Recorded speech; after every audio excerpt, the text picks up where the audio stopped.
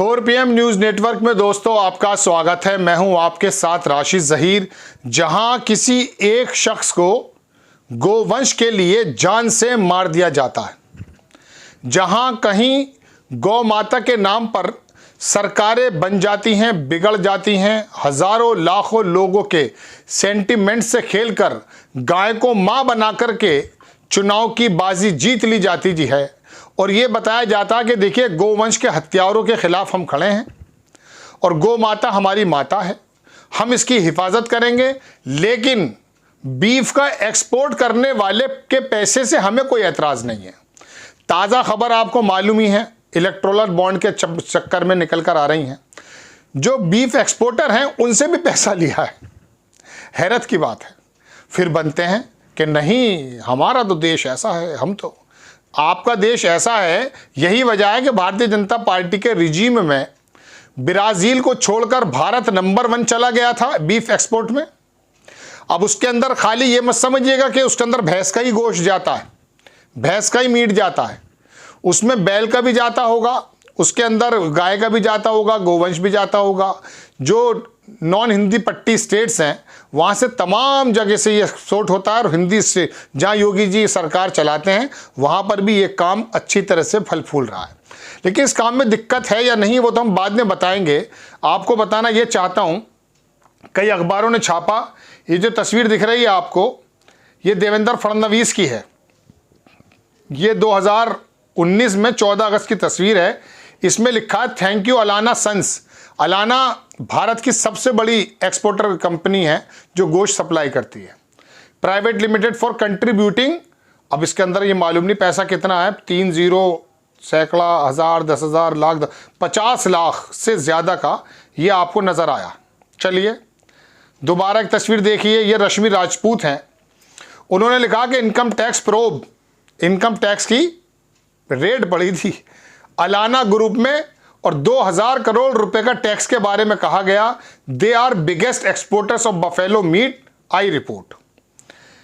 पहले रेड पड़ी थी, दो बातें हो गई इसके अंदर तो, कि रेड पड़ने के बाद भी आते हैं लोग लाइन में, और ख़ास बात यह है कि गोश्त को बेचने वालों के भी पैसे ले लिए हैं। अब किसने लिए वो तो आपको दिखा दिया मैंने। न्यूज़ 18 की खबर देखिए कि India's biggest buffalo meat exporter gets government award. अच्छा अवार्ड भी मिला है, आउटस्टैंडिंग परफॉर्मेंस। 2017 में किसकी सरकार थी? 14 जून। लीजिए जनाब, दोनों जगह यही सरकार थी। Allana sons private limited, India largest exporter of the buffalo meat, got government award for outstanding export performance. चलिए, मोहम्मद जुबैर है, उसने लिखा कि there was IT raid on top beef export in January 2019 में आईटी की रेड पड़ी, और उसके बाद 2019 जुलाई में, जनवरी से जुलाई में 6 महीने का तो समय गुजरा। The company purchases electoral bonds, खरीद लिए उसने भी। ये ज़बरदस्त तरीका है। राहुल गांधी जो बोल रहे हैं कि वो एक्सटॉर्शन का शानदार तरीका है, ये वाकई ज़बरदस्त है।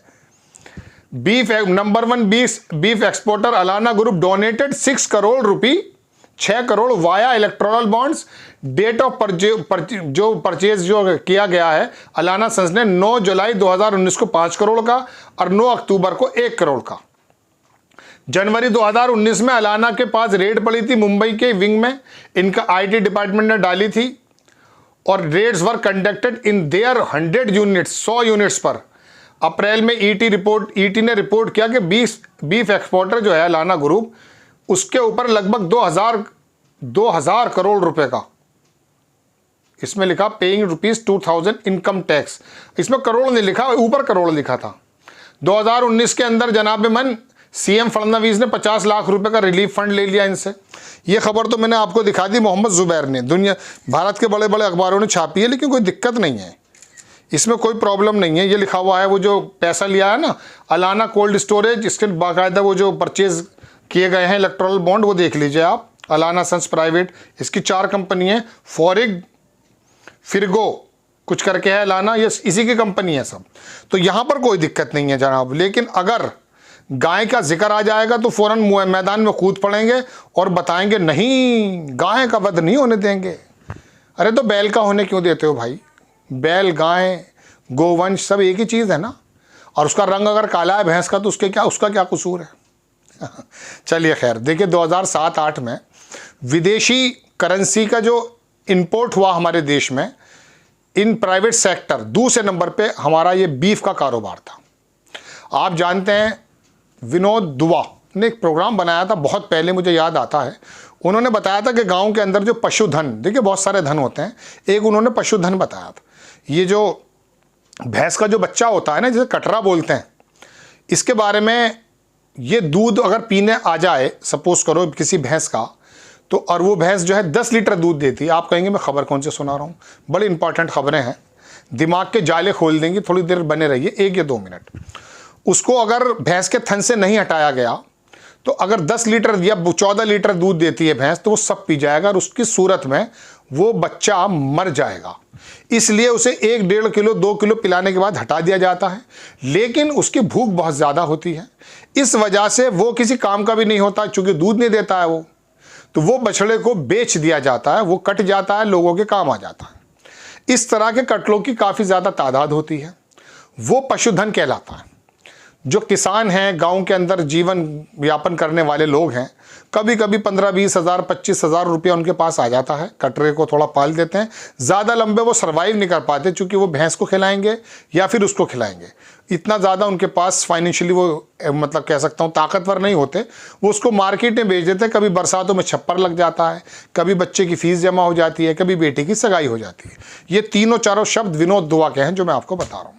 इसको बंद कर दिया दरोगा बन करके। अब हुआ क्या, गौशालाएं बनी, वहां हालात ये हैं कि पॉलीथीन खा खाकर गौ माताएं मर रही हैं, कोई पुरसाने हाल नहीं है।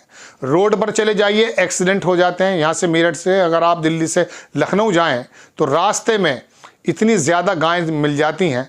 अगर नीचे जाते हैं वाले रास्ते तो गाय मिलती हैं, ऊपर जो है टोल टैक्स देना पड़ता है, 700-800 रुपये आपको टोल टैक्स देना पड़ेगा, वो एक अलग चीज़ है। तो उसके अंदर इतने एक्सीडेंट्स होते हैं, पूछिए मत, खेतों का नुकसान होता है, एक प्रकृति का नियम है। अब आप कहेंगे कि मैं काटने वाली चीज़ को थोड़ा सा राशिद ज़हीर होने के नाते प्रवोक कर रहा हूँ। देखिए अपने अपने आदमी के आस्था की बात होती है।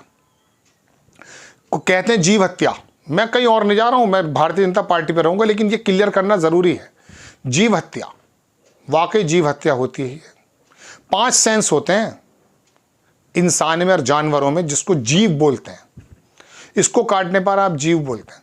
लेकिन आपके घर में यदि कोई एक ऐसा हैंडीकैप बालक हो जो आँख से देख ना पाता हो, दिमाग से सोच ना पाता हो, यानी कि उसके सेंस कुछ कम है, तो क्या आप उसे काटने के लिए छोड़ देंगे?